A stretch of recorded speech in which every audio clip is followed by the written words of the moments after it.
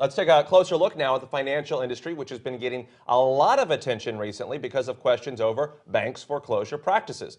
Weiss Ratings has issued a press release about the health of the industry, which contains some startling data for investors and anyone who does business with major banks. Martin Weiss is working from home today, and for his comment this week, he's going to present the Weiss Ratings findings point by point. Go ahead, Martin. Three major banks, J.P. Morgan Chase, Wells Fargo Bank, and Bank of America, have each reported more than $20 billion in single-family mortgages that are currently foreclosed or in the process of foreclosure. In addition, we found that for each dollar these banks hold of mortgages in foreclosure, they also have additional exposure to more than $2 in mortgages that are 30 days or more past due. Of course, only some portion of these past due loans will ultimately go into foreclosure, but these figures are telling us that the biggest players are not only deep in the mortgage mayhem, but they could sink even deeper. Right now, Wells Fargo has the greatest exposure to bad mortgages in proportion to its capital. For each dollar of capital, the bank has 75.4 cents in bad mortgages, or a ratio of 75.4%. Now that bad mortgages, by the way, includes both the mortgages past due and the mortgages in foreclosure. The equivalent ratios for J.P. Morgan Chase, Bank of America, and SunTrust are 66.8%, 66%, and 57.6% respectively. Now, these are very large exposures that could directly impact shareholders and even the safety of depositors. And all four banks merit a Weiss rating of D, that's weak or lower. Even if a bank is bailed out or taken over by the FDIC and sold to another institution, you can miss out on promised interest income, you can lose access to lines of credit, and you can suffer other serious inconveniences. Therefore, we recommend that you seriously consider avoiding banks with a Weiss rating of D+ or lower, and we recommend that you seek to do most of your business with banks meriting a rating of B+ or higher. Thank you, Jamie. Back to you. Thank you, Martin. Weiss Ratings is the nation's only truly independent rating agency of insurance companies and one of the leading rating agencies of banks. Another industry that has a big impact on the overall economic and earnings outlook is technology. And joining us from Austin, Texas to discuss that sector is Tony Sagami, the editor of the Asia Stock Alert. Hello, Tony. How are you? I'm just fine. You know, Austin's far away from Asia, but it actually has a lot to do with it because of all the interchange in the technology companies here in America and China. So I'm doing a little inspection over here this week. All right. Well, tell us, how did the tech sector perform in the third quarter?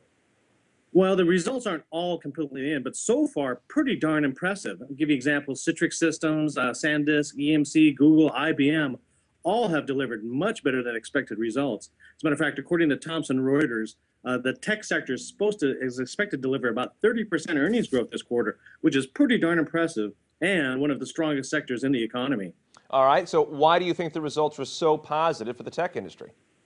Gosh, it's pretty uniform. The one common theme that's coming up from all these good performers in the tech sector is that they are all selling significant amounts of goods and services to Asia. And so that's what's driving the profit and sales growth. Let me give you an example. IBM, their North America sales grew by a really measly 3%, nothing to be impressed about. But their Asian sales were up by 14%. And their sales to the four BRIC countries, Brazil, Russia, India, and China, they were up by 26%. So that's where the growth is coming from. Are the good times going to keep on rolling? What's your outlook moving forward here? Absolutely, they'll continue to go forward. Tech is one of the strongest sectors in the U.S. economy, and not only in the fourth quarter coming up, but even beyond that.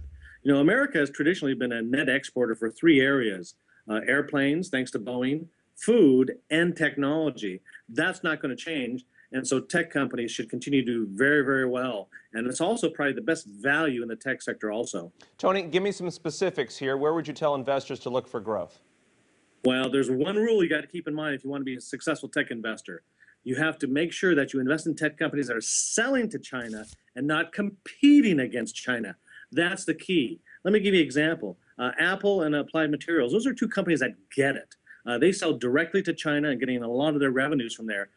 Give you a specific, the CTO, the Chief Technology Officer of Applied Materials, he picked up and moved his family from Silicon Valley to Beijing. And that tells you how important China is as a customer to these technology companies. On the other hand, companies like Dell, Intel, Motorola, they're trying to compete against low-cost Asian competitors, and that's a battle they're not going to win. At the same time, the sales of Asian technology companies are booming. Let me give you an example. Baidu.com, which is kind of the Google of China, they just reported a 100% increase in their third quarter earnings. That's where the growth is. And lastly, if you wanted to get just a big piece of this Asian technology growth story, there's an ETF you could look at. It's called a Claymore China Technology ETF. Its ticker symbol is CQQQ. And it's a basket of Asia's best technology stocks, including companies like Tencent Holdings, Baidu.com, which I just mentioned, NetEase, BYD Corp, which Warren Buffett owns 10% of, and Alibaba.com. Fantastic, rapidly growing Asian tech companies. Okay, Tony Sagami, thank you, sir. Thank you, Jamie. Coming up next, we'll get more stock picks that are likely to outperform the broader market in the fourth quarter, as well as those that you should stay away from. Jen Amos will join us for that. And later, we'll take an in-depth look at the energy and natural resources industry with Sean Broderick and InvestingDaily.com's Elliot Gu. As always, if you have questions or comments, just email them to Weiss Money Network at weissinc.com. We may not be able to respond to your emails or address them on air, but we are keeping them on hand for future episodes, and we appreciate the feedback. Money and Markets will be back in just a moment.